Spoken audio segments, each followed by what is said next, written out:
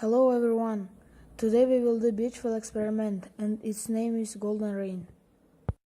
In this experiment we will use potassium iodide and lead to nitrate. First let's prepare a solution of potassium iodide and lead to nitrate.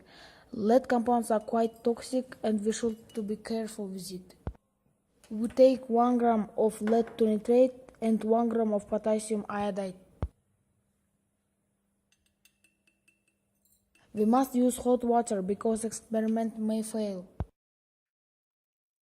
We must add acetic acid to lead to nitrate to make solution colorless.